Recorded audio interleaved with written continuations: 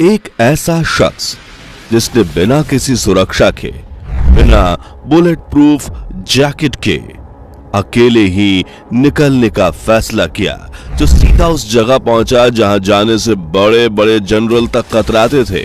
चारों तरफ गोलियों की बरसात हो रही थी, मौत का साया सिर पर मंडरा रहा था, फिर भी वो तिरंगा लेकर बीचों बीच खड़ा हो गया। आतंकियों ने खुलकर कह दिया था, अगर हिम्मत है तो आओ, और वो चला गया। क्या वो जिंदा लौट पाया? कौन था वो? उसकी ये चुपचाप शुरू हुई यात्रा कैसे बन गई देश भर में मिसाल? सर्द हवाएं चल रही थी। तारीख थी 25 जनवरी 1992। कश्मीर की घाटियां वीरान थी, दुकानों के शटर गिरे हुए थे। हवा में सिर्फ एक ही बात तैर रही थी, लाल चौक में जो गया वो जिंदा नहीं लौटेगा। आतंकी पोस्टर लगवा चुके थे, खुलेआम चुनौती दी गई थी, जिसने अपनी मां का दूध पिया है वो आए और तिरंगा फहरा कर दिखाए। फिर एक दुबला पतला इंसान बिना बुलेट प्रूफ जैकेट, बिना सिक्योरिटी, सीधे श्रीनगर के लाल चौक पहुंच गया। उस भीड़ में कोई नहीं जानता था कि यह आदमी कौन है, लेकिन कुछ घंटे बाद वही आदमी इतिहास लिख चुका था। उसने न सिर्फ तिरंगा फहराया बल्कि पाकिस्तान को भी सीधी चुनौती दे डाली। ये कोई रोज की बात नहीं थी, ये एक साहस और देशभक्ति की मिसाल थी, जिसने पूरे भारत को एक नई ताकत दी। पर सवाल ये है, कौन था वो आदमी और कहां से आया था इतना जुनून, इतनी हिम्मत? उस आदमी का नाम था नरेंद्र दामोदर दास मोदी। सफर शुरू होता है गुजरात के एक छोटे से कस्बे वडनगर से, जहां सन 1950 में नरेंद्र मोदी जी का जन्म हुआ। परिवार बेहद गरीब था। पिता रेलवे स्टेशन पर चाय बेचते थे और नरेंद्र वो रोज स्कूल से लौटकर अपने पिताजी की चाय की दुकान में हाथ बटाते थे। छोटी सी उम्र में ट्रेन के डब्बों में घूमकर चाय बेचना, ना कोई शिकायत ना कोई शर्म, बस एक सीधी सोच, काम कोई छोटा नहीं होता। बचपन में वो पढ़ाई में एवरेज स्टूडेंट थे, लेकिन स्कूल के नाटकों में बढ़ चढ़ कर हिस्सा लेते थे। एक बार तालाब के पास खेलते हुए उन्हें एक मगरमच्छ का बच्चा मिल गया। उसे वो घर उठा लाए, लेकिन माँ हीराबेन ने समझाया, ये खेल नहीं है बेटा, इसे वहीं छोड़कर आओ, और नरेंद्र ने वैसा ही किया। तब से उन्हें समझ आ गया था, साहस का मतलब सिर्फ बहादुरी नहीं, जिम्मेदारी भी होता है। उन्हें इतिहास पढ़ने का शौक था और खास तौर पर स्वामी विवेकानंद से बेहद प्रभावित थे। महज 8 साल की उम्र में वो राष्ट्रीय स्वयंसेवक संघ आरएसएस से जुड़ गए और प्रचारक बनने की दिशा में पहला कदम बढ़ाया। जैसे वो थोड़े बड़े हुए, उनके अंदर देशभक्ति का एक अलग ही ज्वार उमड़ने लगा। फिर जब साल 1962 में भारत चीन युद्ध हुआ और भारत को हार का सामना करना पड़ा, तब 12 साल के मोदी के दिल को गहरा झटका लगा। उन्होंने सेना में भर्ती होने की ठान ली, मगर फाइनेंशियल कंडीशन ने रास्ता रोक लिया। वो आर्मी स्कूल तो नहीं जा पाए, लेकिन एनसीसी ज्वाइन किया।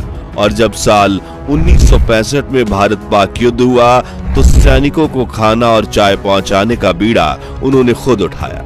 वो सिर्फ एक बच्चा नहीं था, वो एक जुनूनी सपने को जी रहा था, भारत माँ की सेवा का सपना। एक समय ऐसा भी आया जब नरेंद्र मोदी जी ने घर छोड़ दिया। वह हिमालय की ओर अध्यात्म की तलाश में निकल पड़े। वहां एक संत ने उन्हें 2 रास्तों का चुनाव करने को कहा, या तो सन्यासी बन जाओ या फिर समाज में लौटकर लोगों के जीवन को बदलो। नरेंद्र मोदी जी ने दूसरा रास्ता चुना। वो लौटे, लेकिन अब वो पहले जैसे नहीं थे। अब उनका मिशन सिर्फ निजी जीवन नहीं था, बल्कि भारत के करोड़ों लोगों की सेवा करना था।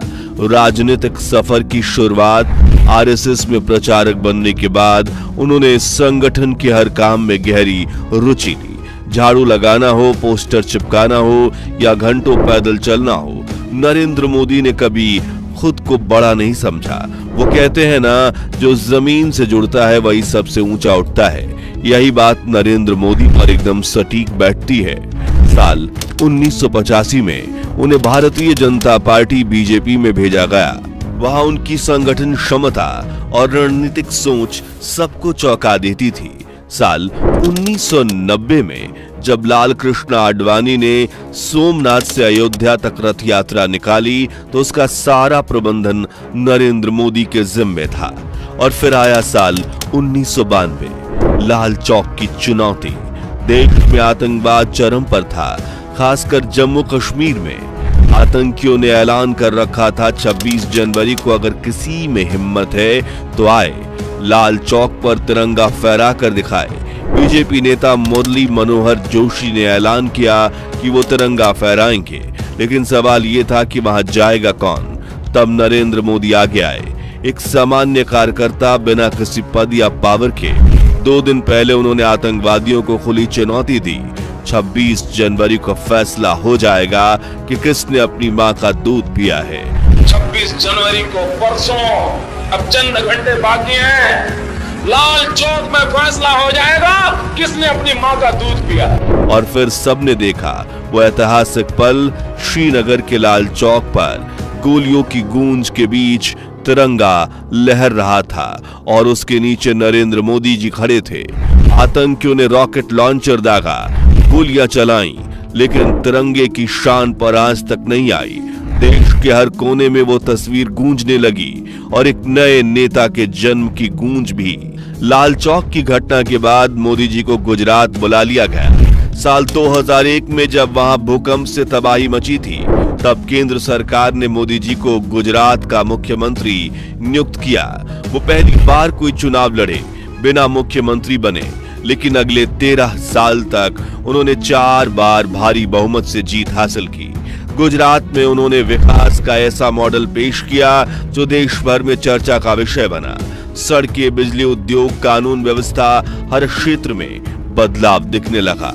और फिर आया साल 2014, पूरे देश में एक आवाज गूंजने लगी, अब की बार मोदी सरकार। और इस बार नरेंद्र मोदी जी ने न सिर्फ प्रधानमंत्री पद की शपथ ली, बल्कि एक नए भारत के निर्माण की नींव भी रखी। और तब से उन्होंने कभी पीछे मुड़ के नहीं देखा।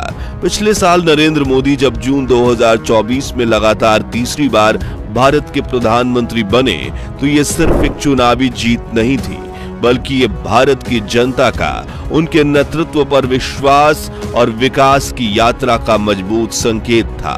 ये वही व्यक्ति था जिसने बचपन में चाय बेची थी और अब भारत को ग्लोबल प्लेटफॉर्म पर आत्मविश्वास से खड़ा कर रहा था। उनके कार्यकाल की सबसे बड़ी उपलब्धियों में से एक है पॉवर्टी इरेडिकेशन में ऐतिहासिक प्रगति। नीति आयोग के अनुसार बीते 9 सालों में 25 करोड़ से अधिक लोग बहुआयामी गरीबी से बाहर निकले।